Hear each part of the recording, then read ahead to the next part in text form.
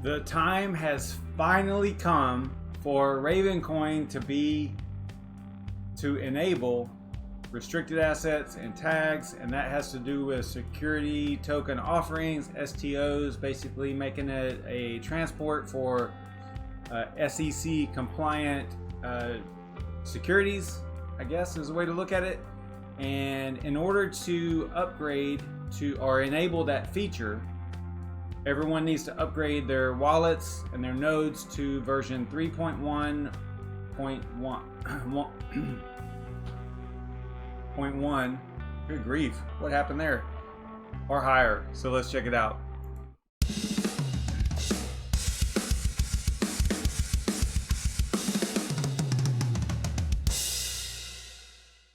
I got all choked up there for a second. All right, so Ravencoin released a new wallet, node, all that stuff recently. I think it was just the other day. I'm pretty sure that they have enabled or they've updated their links here to point to the new version. Yeah, you can see right here 3.3.1, and that is going to enable restricted tags and assets, among other things, on the network. Now, restricted tags and assets is a little in depth. You have to really get into it to kind of understand what that actually means. Not really going to go into that in this video. This is more like just getting your wallet updated. I think I'm at 251, I think. This is a new computer here, so let's check this out. I don't even know where I am at here. 251. Okay, so I don't know if there's any different look to the wallet or anything like that. You can see over here, you know, it's basically telling you that there's stuff going on the network that you need to upgrade. So that's what we're gonna do. So it looks like I've got a fully synced wallet here, up to date down there, so that's good. And let me know if the background music's too high. It kind of looks like it's a little bit too high. Yeah. All right. Let me tone that down a little bit. You know, I picked a different song, so sometimes the different songs have different levels, and then they'll show up. You know, like I'll have a certain level set for a previous song, and it won't work very well with a new one. So sorry about that. Yeah, I just noticed. I was like, man, those levels look pretty high. Probably override me. So like I've got it like negative 36 dB, which is pretty low. So this particular song must be they just jacked up the levels on it or something. All right, so it should be good now. All right, I think it should be. Let me know if it's good. It still looks just a tad bit high, but man, I like a little bit of background music. So all right, let me. Is it still too high? Let me know if it's still too high or not. I can get it down a little bit more here. Okay, so anyway, let's go ahead. We've got a fully synced wallet here. We're going to close this, and then we're going to head over to ravencoin.org, and we want to verify that the website is secure. Make sure that we're on the right website. You know, you should know what the project is, what the website is, verify that it's secure, certificate is valid, everything looks good there. Then if we click on the wallets section here, I think, let me go back to home here. Yeah, so from home you go to wallet, and then I'm on Windows right now, so I'll pick Windows, and it's going to want to download it. Yeah, and I haven't downloaded it yet, so I'm going to click save. You can see it's going to download it down there, and I can also go here to GitHub releases, downloadable binaries. If we go to there, it'll actually take us to their GitHub, and then from here you can kind of make sure you're on github.com, and then Raven project, Ravencoin, and then releases. You can click the little lock there to make sure it's secure, certificate is valid. Some other things you want to verify or check is that it's a verified storage or a verified account here. And then also the latest release. That means here, I believe it means the latest release of whatever project this is working on here. And let's see here. Yeah, so this tells us that it's the latest release of this particular releases folder, or I don't know what else you would call it here inside of GitHub. So 3.3.1, looks like it was 2 days ago. And this is what we actually downloaded, I believe. Yeah, 164, 3.3.1, 164.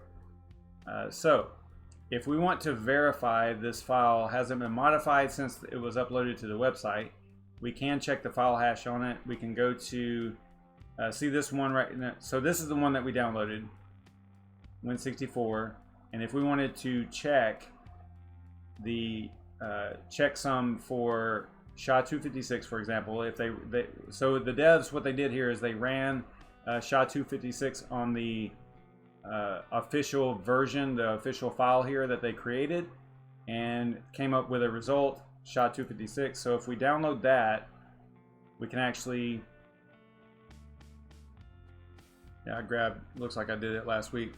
So we can actually grab the SHA-256 results from the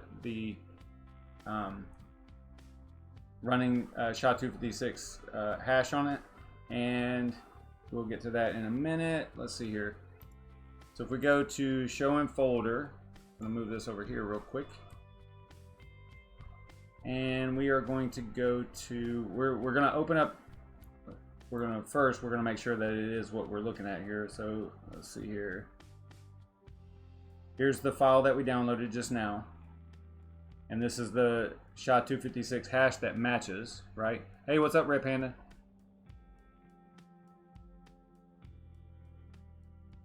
So if we open up this notepad file, we will see a file hash here, right?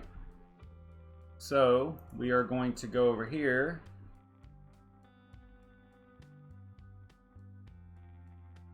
and I'm going to go ahead and I know I'm going to need this, so I'm going to copy the file name here. Up in the address bar, I'm going to type in PowerShell, and then that's going to open up PowerShell in the folder, so SavageMine downloads, and then we're going to go get file hash, I think this is right, and then the file name. All I did was right clicked and it pasted it in there for me, and then press enter. So here is the SHA-256 hash algorithm from that file. So all we're doing is validating the file. So I'm double clicking on this and pressing Control C, and then going out to the notepad that we opened. Remember, we downloaded this off of the GitHub. So we're just going to paste in the SHA-256 that we ran on the file to verify its authenticity. And don't worry about the capitalization here, but you're going to run through this and verify up and down that it's the same. And it is the same. If one thing was changed in this file, you know, before or after it was uploaded, and if it didn't match the SHA-256, then it would be a completely different number. So in other words, if there's one bit changed in this file, like if it was malicious in some way, someone had intercepted it and changed it in some way to steal your crypto or whatever, and they changed one bit in there, then this number right here would not match, and it would be totally different. All right, so I'm confident that this is a good file and that everything is solid, and that we have the correct file, and that there's nothing malicious going on here. I'm really confident in that at this point. So we are going to right click on the downloaded file, run as administrator. I'll lose you for a second there. Should be back. All right, so we're upgrading Raven Core. Next. So I'm going to choose the, I have a different folder. I don't let it go to C. I actually go out to a different storage. Let me do that real quick.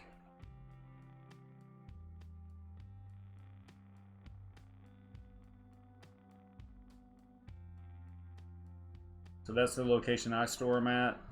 It's a different drive. Next, and then install.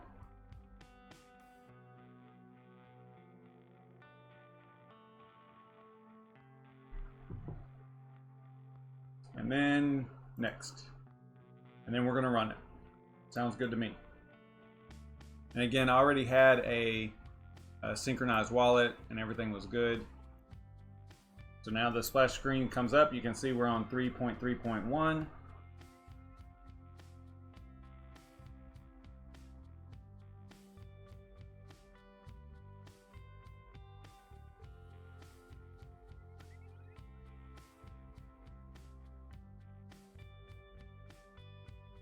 Yeah, so the way this works is it's called Bit9, Bitcoin Improvement Proposal, I think.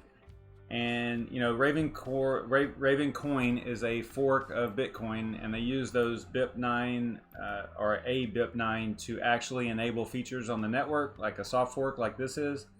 And it does it through consensus, because if you think about it, something that happened early on with Bitcoin was there was some type of an exploit, some type of vulnerability, like way early on, 2009, I believe, maybe 2010, where there was some type of an exploit. I don't know if it was an inflation bug or what, but something happened to where it needed to be fixed right away, and Satoshi fixed it and forced everybody to upgrade without basically asking, right? It was like a forced upgrade. And out of that came this situation where it's like, hold on. You can't force an upgrade on a network that's decentralized, right?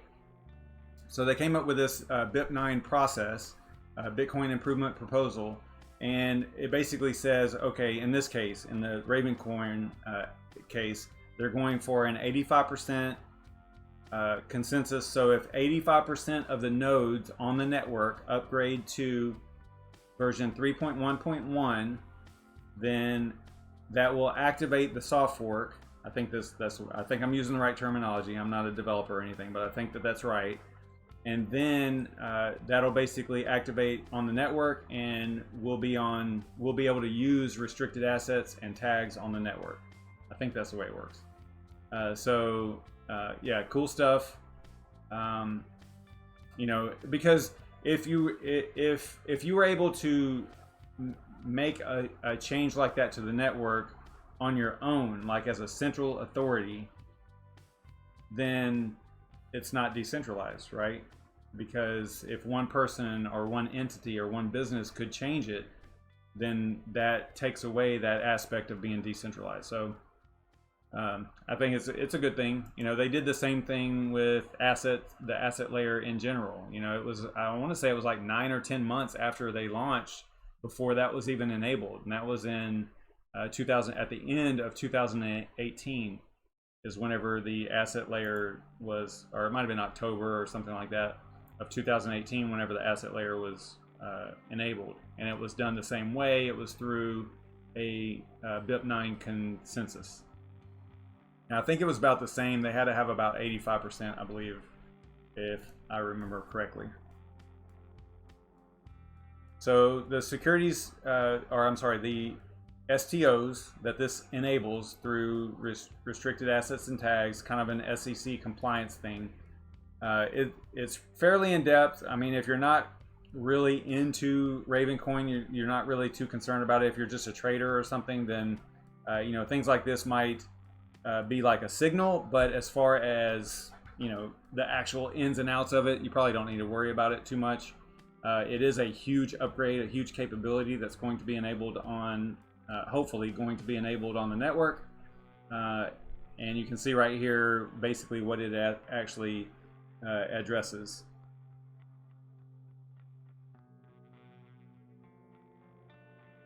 So this could start some momentum behind Ravencoin.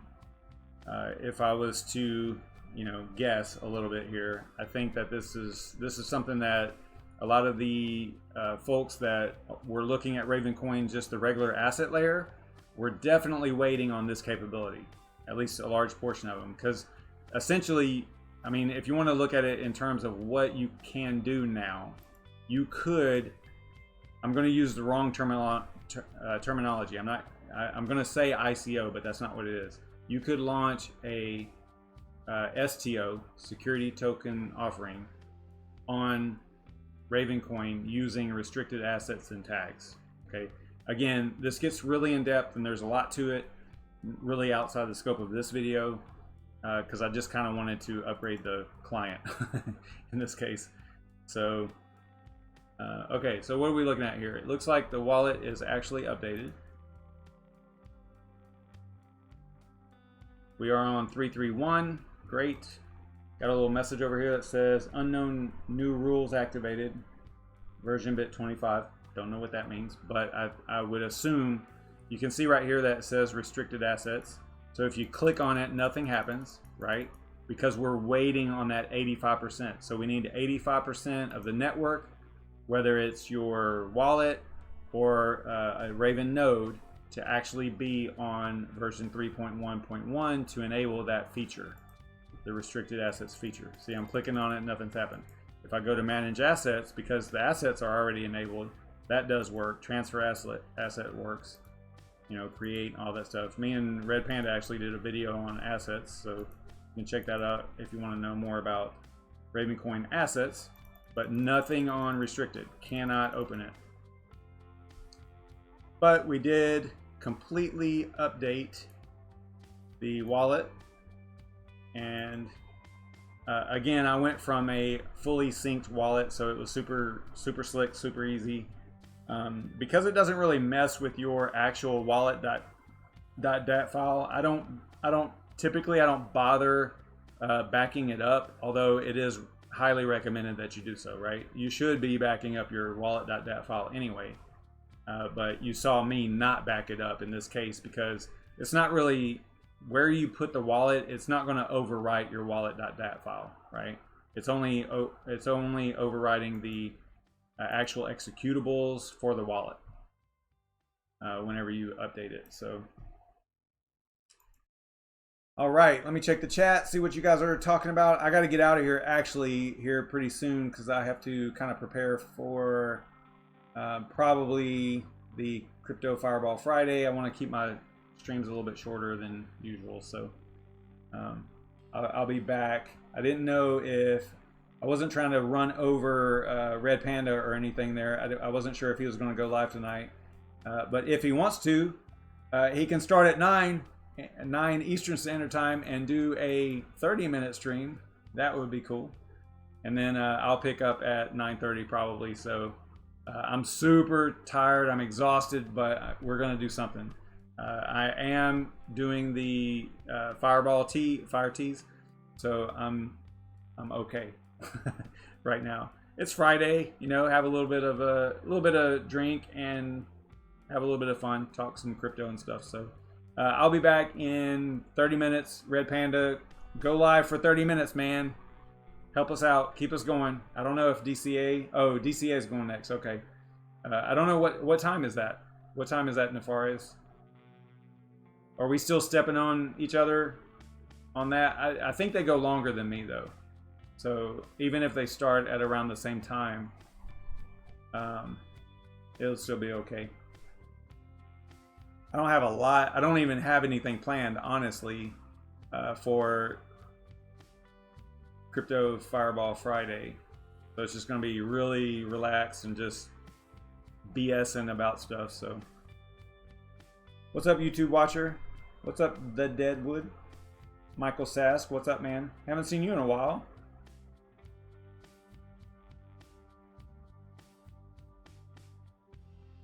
All right, so yeah, I'm going to end it there so that I keep the streams kind of short, and I will see you guys. Hey, what's up, Bitcoin Jake? I'll see you guys in half an hour. How's that sound? Stay savage.